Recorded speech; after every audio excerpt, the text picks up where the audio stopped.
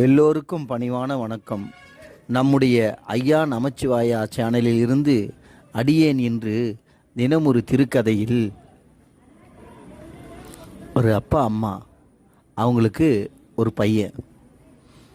அந்த பையன் சின்ன வயசுலேருந்தே சிவபெருமான் மேலே அதீதமான பக்தி. பக்தின்னா அப்படி இப்படி இல்லை, சொல்ல முடியாத பக்தி. எப்படின்னு கேட்குறீங்களா?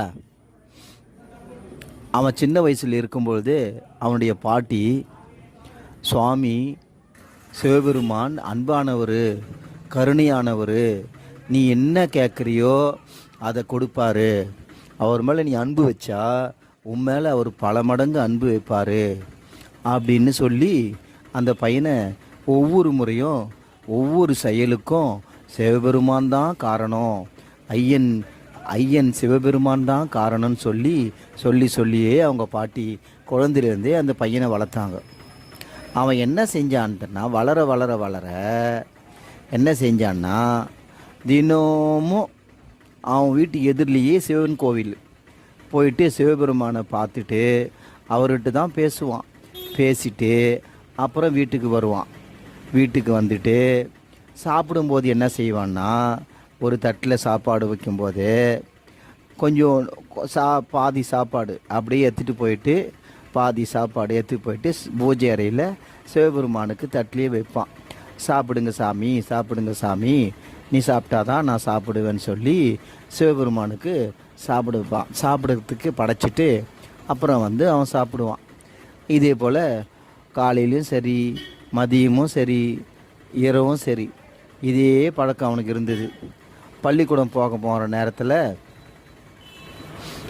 ஸ்கூலுக்கு போனாலும் சாமிக்கு என்ன பண்ணுவான், சாப்பாடு எடுத்துகிட்டு போனான்னா அதில் சாதத்தை ஏற்றி வச்சுட்டு சாமியை சாப்பிட சொல்லிட்டு தான் சாப்பிடுவான். இது அவனுக்கு வாடிக்கையாகவே செஞ்சிட்டு இருந்தான்.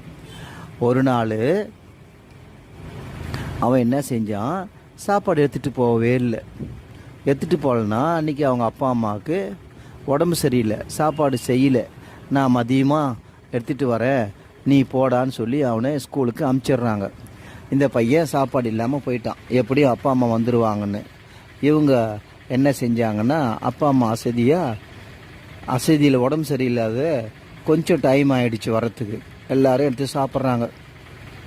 அப்போது அவன் என்ன செய்கிறான், ஐயோ நான் சாப்பிட்லானோ பரவாயில்லையே, சிவபெருமான் பட்னியாக இருப்பாரே, நான் அவருக்கு படைச்சிட்டு தானே அவர் சாப்பிட்ட பிறகு தான் நானும் சாப்பிடுவேன், என்ன செய்யறதுனே தெரியலையே அப்படின்னு சொல்லிக்கிட்டே இருந்தானான். அப்போ சொல்லிக்கிட்டே இருக்கும்போது இப்போ என்ன ஆச்சரியம் பாருங்கள், அவங்க எச்எம் அந்த பக்கமாக, ஸ்கூல் எச்எம் அந்த பக்கமாக வராரு. இவன் தனியாக உட்காந்துட்டு பார்த்துட்டு, என்னடா சாப்பிட்லையாடான்னு கேட்குறாரு. இல்லை, எங்கள் அப்பா அம்மாவுக்கு உடம்பு சரியில்லை, அதனால் அவங்க சாப்பாடு எடுத்துகிட்டு வரல அப்படின்னு சொல்கிறான். அப்படியா, எறா வரேன்னு சொல்லி அவர் நேராக ரூமுக்கு போகிறாரு. போயிட்டு பெரிய பாக்ஸில் சாப்பாடு எடுத்துகிட்டு வர்றாரு. எடுத்துகிட்டு வந்த உடனே இந்தாடா சாப்பிட்றான்றாரு. அதெல்லாம் வேணாம், நான் மட்டும் சாப்பிட மாட்டேன், சிவபெருமானும் என் கூட சாப்பிடுவாருன்னார். அவர் சிரிச்சுக்கிட்டு, சிவபெருமானும் கூட சாப்பிடுவார், நீ சாப்பிட்றா இந்தாடான்னு சொல்லி சாப்பாடு அவர் கொடுக்குறாரு. உடனே இவன் என்ன செய்கிறான், அந்த பாக்ஸை திறந்தா பாக்ஸுக்குள்ளே ஒரு பாக்ஸு, 2 பாக்ஸு, ஒன்றுத்தில் தயிர் சாதம், ஒன்றுத்தில் எலுமிச்சம் சாதம். உடனே என்ன செய்கிறான், ரெண்டுமே எனக்கான்றான். ஆமாண்டா, உனக்கு ஒன்று என்னுடைய சிவபெருமானுக்கு ஒன்று அப்படின்னு அவர் சொல்கிறாரு. அப்படியா, ரொம்ப சந்தோஷம் அப்படின்னு சொல்லிட்டு அந்த 2 கப்பில் ஒரு கப்பை எடுத்து சிவபெருமான் சாப்பிடு சாமின்னு சொல்லிட்டு இன்னொரு கப்பை சாப்பிட்றான். சாப்பிட்ட பிறகு அந்த மூடியை அப்படியே எடுத்து வச்சு அவர்கிட்ட கொடுத்துட்றான், எச்எம் கிட்ட. எச்எம் போயிடுறாரு. கொஞ்ச நேரம் பொறுத்து வந்தவுடனே அந்த பக்கமாக அவன் போகிறான். எச்எம் கிட்ட போயிட்டு எச்எம் கிட்ட ரூம் தாண்டி அவன் ஸ்கூல் கிளாஸுக்கு போகிறான். போனால் எச்எம் அங்கே உள்ளே உட்காந்துருக்காரு. அங்கே பார்த்தா இப்போ தானே நம்மக்கிட்ட எச்சம் இருந்தார், இவர் எப்படி இங்கே உள்ளே உட்காந்துங்கிறாரு அப்படின்னு சொல்லி பார்க்குறான். சரி வந்துட்டுருப்பாரு அப்படின்னு நினச்சிக்கிட்டு அவன் வீட்டுக்கு வந்துடுறான். இங்கே என்ன நடந்ததுன்னா, சிவபெருமானே எச்சமாக அவனுக்கு உணவு கொடுக்குறாரு. தான் சாப்பாட்டையும் சேர்த்து அவனுக்கு கொடுத்துட்டு போயிருக்காரு. அப்படி தான் அவன் மனசில் நினச்சிருக்கணும். இல்லைன்னா அவன் சாதாரணமாக நினைக்க மாட்டான், கேள்வி மேலே கேள்வி கேட்பான், தனக்குள்ளேயே கேட்டுக்குவான். உடனே ரொம்ப சந்தோஷமாயிடுச்சு அவனுக்கு. சரின்னு சொல்லிட்டு அன்றைக்கி கொஞ்ச நேரம் பொறுத்து பார்த்தா அவங்க அப்பா அம்மா சாப்பாடு எடுத்துகிட்டு வராங்க. இல்லை, எனக்கு வந்து சிவபெருமானே சாப்பாடு எடுத்துகிட்டு வந்து கொடுத்தாரு, நான் சாப்பிட்டேன். என்னடா சொல்கிற? அதை பாரு, எச்எம் அவர் தான் எடுத்துகிட்டு வந்து கொடுத்தாரு அப்படின்றான். அவர் எப்படி சிவபெருமான் வேறு அவரை சொல்கிற அப்படின்னா, அவர் பேர் என்ன தெரியுமா? அவர் பேர் சிவலிங்கம். அவர் பேர் என்ன தெரியுமா? சிவலிங்கம். அப்போ சிவலிங்கமே வந்து கொடுத்தா என்ன அர்த்தம்? எங்கள் ஐயா சிவபெருமான் தானே வந்துதான் அர்த்தம் அப்படின்னு சொல்கிறான். உடனே இவனுக்கு ரொம்ப முத்திடுச்சு அப்படின்னு அவங்க அப்பா அம்மா நினச்சிட்டு ரொம்ப சந்தோஷம்டான்னு சொல்லிட்டு அவங்க அப்பா அம்மா வீட்டுக்கு வந்து சாப்பாடு எடுத்துக்கிட்டு வீட்டுக்கு இந்த எச்எம் கிட்ட நன்றி சொல்லிட்டு வீட்டுக்கு போயிடுறாங்க. அப்புறம் ஒரு நாள் இதே போல் அவன் வளர்ந்துட்டே வரான். திடீர்னு ஒரு நாள் என்ன செய்கிறான், அவனுக்கு வந்து ஒரு கனவு வருது. என்ன கனவு வருதுன்னா, அவங்க அப்பா அம்மாவுக்கு உடம்பு சரியில்லாத மாதிரி கனவு வருது.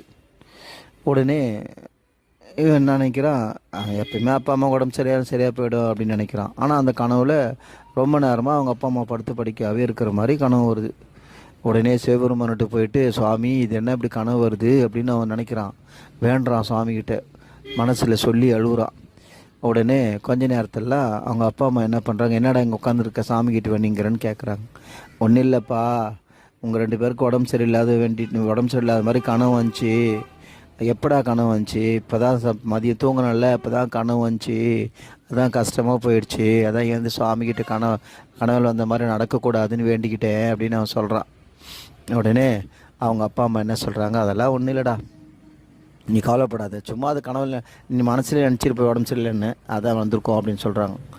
சரின்னு சொல்லிட்டு இது இப்படியே நடந்திருக்கும்போது அவன் நினச்ச மாதிரி ஒரு 2 நாள் பொறுத்து அவங்க அப்பா அம்மாவுக்கு திடீர்னு உடம்பு சரியில்லாமல் போயிடுது. போனவுடனே அவன் என்ன செய்கிறான், சுவாமிகிட்ட வந்து சரி அப்பா அம்மாவுக்கு உடம்பு நல்லா ஆயிடணும்னு வேண்டுறான். டாக்டர்லாம் கூட்டின்னு பார்க்குறாங்க. ஆனால் அவங்க அப்பா அம்மாவுக்கு உடம்பு சரியாகவே இல்லை, என்னன்னே தெரியல. உடனே இவன் என்ன செய்கிறான், நேராக சிவபெருமான்கிட்ட பூஜை அறையில் போயிட்டு திருநீர் எடுத்துகிட்டு வந்து அவங்க அப்பா அம்மா நெத்தியில் வச்சுட்டு அவங்க அப்பா அம்மாவுக்கு காலில் விழுந்து கும்பிட்டு நெத்தியில் விழுந்து திருநீரை வச்சுட்டு சரியாயிடும் கவலைப்படாதீங்க அப்படின்னு அவன் சொல்கிறான். உடனே அவங்க கண் அசைக்கிறாங்க, சரி அப்படின்னு. உடனே கொஞ்ச நேரத்தில் அதுபோல் 3 வேளையும் திருநீரை கொஞ்சம் கொஞ்சம் வாயில் எடுத்து போடுறான் அவங்க அப்பா அம்மா வாயில். சிவாய நமன்னு சொல்லிட்டு. என்ன ஆச்சரியம், அன்றைக்கி நைட்டெலாம் அவங்க அப்பா அம்மா கால் மாட்டிலேயே படுத்துன்னு இருக்கான். காலையில் எழுந்து பார்த்தா அவங்க அப்பா அம்மா காணோம். என்னடா காணோம், அப்பா அம்மா படுத்துருந்தவங்களை காணோம்னு பார்த்தா அவங்களும் எழுந்து அவங்க அம்மா சமையல் செய்கிறாங்க, அவங்க அப்பா குளிச்சுட்டு வேலைக்கு போகிறாங்க. 10 நாளாக படுத்துருந்தவங்க திடீர்னு நல்லா எழுந்து வேலை செய்ய ஆரம்பிச்சிட்டாங்க. உடனே அவன் எழுந்து அவசரமாக வந்து பார்க்குறான், அப்பா அம்மா நல்லா ஃப்ரீ ஆகிட்டாங்க. ஆஹா, நம்ம நேற்று திருநூறு விட்டதால் தான் சரியாக போச்சு அப்படின்னு ரொம்ப சந்தோஷப்படுறான். திருநூறு வாயில் கொடுத்துமே சுவாமியினுடைய மகிமை தான், சிவாய நம்மன்னு சிவபெருமான பூஜாரிக்கு போயிட்டு அவர் காலை பிடிச்சிக்கிட்டு அப்படியே சந்தோஷத்தில் அழுகுறான். உடனே கொஞ்ச நாள் பொறுத்து இதே இப்படியே நடந்துக்கிட்டே இருக்கு. கொஞ்ச நாள் அவனுக்கு வந்து திருமண வயசு ஆகுது. திருமண வயசு ஆகும்போது எத்தனையோ பெண்கள் வந்து பார்க்குறாங்க, இவன் சாமியார், இவன் கட்டிக்க மாட்டான், இவன் யாரும் கட்டிக்க மாட்டான், இவன் ஒரே சிவபக்தன் பித்தன் இவன் அப்படின்னு சொல்லி யாரும் கட்டிக்கவே வரமாட்டேன்றாங்க. என்ன அதை பற்றி இவன் கவலையே படலை. பரவாயில்ல, எங்கள் ஐயா சிவபெருமானுக்கு தெரியும் அப்படின்னு சொல்லிட்டு அன்றைக்கி சிவபெருமான் கோயிலுக்கு எப்பயுமே போகிற மாதிரி கோயிலுக்கு போகிறான். ஒரு பெரிய காரில் வந்து ஒருத்தர் இறங்கி வராங்க. கூடவே அவங்க பொண்ணு வந்து இறங்கி வருது. இறங்கி வந்த உடனே இவன் பார்க்குறான். அப்படியே பார்த்தா இவன் இருக்கிற வீடோ வஞ்சி வீடு. அந்த பொண்ணு இறங்குறது பெரிய ஃபாரின் காரில் வந்து இறங்குது. நேராக கோயிலுக்குள்ளே வராங்க. வந்த உடனே அவங்க அப்பா அம்மா கூட அந்த ஒரு வயசு பொண்ணு வருது. வந்து சாமி கும்பிட்றாங்க. கும்பிட்ட உடனே இவனை என்ன பண்ணுறான், எப்பயுமே டெய்லி சாமி கும்பிட போகிறான். அப்போ அந்த பொண்ணு பதிகம் பாடுது. சிவபெருமானை நோக்கி. அவ்வளோ பணக்கார பொண்ணு எவ்வளோ அருமையாக தேவாரம் பாடுச்சு தெரியுமா? உலகெல்லாம் உணர்ந்தோதற்கரியவர் நிலவுலாவிய நீர்மலிவேணியர் அழகில் சோதியர் அம்பலத்தாடுவார் பொன்மலர் சிலம்படி வாழ்த்தி வணங்குவோம்னு அந்த பொண்ணு பாடுது. பாட்டு பாடி சாமியை வணங்கிட்டு சாமியை சுற்றிட்டு வராங்க. சுற்றிட்டு இவன் அந்த பொண்ணையே பார்த்துட்டு இருக்கான். பார்த்துட்டு வந்து அந்த பொண்ணு பாட்டு முடிச்சுட்டு இவனை பார்த்து சிரிச்சுட்டு போயிடுது. இவனுக்கு இதே நினைப்பாகவே இருக்குது. சுவாமிகிட்ட போயிட்டு, ஏன் சுவாமி எந்த பொண்ணும் வேணாம் வேணான்னு சொல்லிட்டு போகிறாங்க, ஆனால் இந்த பொண்ணும் என்னை பார்த்து சிரிச்சுட்டு போச்சு, ஆனால் இதெல்லாம் அவ்வளோ பெரிய பணக்கார பொண்ணாக இருக்கே, எனக்கெல்லாம் எங்கேருந்து சுவாமி கிடைக்க போகுது அப்படின்னு நினச்சிட்டு அவன் பாட்டுன்னு ஒரு கம்பெனியில் வேலைக்கு சேர்ந்துருந்தான். அந்த வேலைக்கு போயிட்டான். கொஞ்ச நாள் பார்த்தா அந்த கம்பெனிக்கு புது எம்டி வராங்கன்னு செய்தி வருது. உடனே எல்லாரும் வரவேற்க தயாராக வாசலில் நின்றுருக்காங்க. இவனும் போகிறான், வாசலில் மாலை வச்சுட்டு எல்லோரும் நிற்கிறான். இவனும் மாலை வச்சு நிற்கிறான். எல்லோரும் எம்டி வராங்கன்னு பார்த்தா ஜென்ஸுன்னு பார்த்தா லேடி இறங்கி வராங்க. பார்த்தா அந்த பொண்ணு தான் இறங்கி வருது. கோயிலில் பார்த்தோமே அதே பொண்ணு. இவனுக்கு ரொம்ப அப்படியே மனசெல்லாம் ஒரு மாதிரி ஆகிடுச்சு. இவ்வளோ பெரிய கம்பெனியுடைய முதலாளியாக அந்த பொண்ணு, நம்ம போய் இந்த பொண்ணை போய் கல்யாணம் பண்ணின்னு நினச்சிமே, எவ்வளோ பெரிய அபத்தம் இல்லை அப்படின்னு நினச்சிட்டு மடுவுக்கும் மலைக்கும் எட்டினா கூட எட்டாதேடா அப்படின்னு நினச்சிட்டு தலையை குனிச்சிட்டு அப்படியே பார்க்குறான் அந்த பொண்ணை. பார்த்தோன்னே அந்த பொண்ணு இவனை பார்த்துட்டு உள்ளே வந்து அவன் கையில் இருக்கிற கிட்ட வந்து அந்த மாலையை கொடுங்கன்னு சொல்லி மாலையை கையில் வாங்கிக்கணுன்னு நேராக எம்டி ரூமுக்கு போயிடுது. எல்லோரும் போயிடுறாங்க, அந்த பொண்ணும் போயிடுது. இவன் போயிட்டு இவன் வேலையை செய்கிறான். ஒரு நாள் அந்த பொண்ணு இவனை கூப்பிட்டு, நீ ரொம்ப சிவபக்தனாமே, எல்லாரும் சொல்கிறாங்க இந்த ஆஃபீஸில், ஏதோ ஒரு பாட்டு பாடு அப்படின்னு சொல்கிறாங்க. உடனே அவன் என்ன சொல்கிறான், தனக்கு தெரிஞ்ச சிவபுராணத்தை பாடுறான். பாடினோடனே ரொம்ப ஆனந்தமாக அந்த பொண்ணு கேட்டுட்டு, அந்த பொண்ணு கேட்குது, ஏன்னா நீ கல்யாணம் பண்ணிக்கிறியான்னு கேட்குது. உடனே இவனுக்கு அப்படியே ஷாக்காகி அதிர்ச்சி ஆயிடுறான். இல்லை, அது வந்து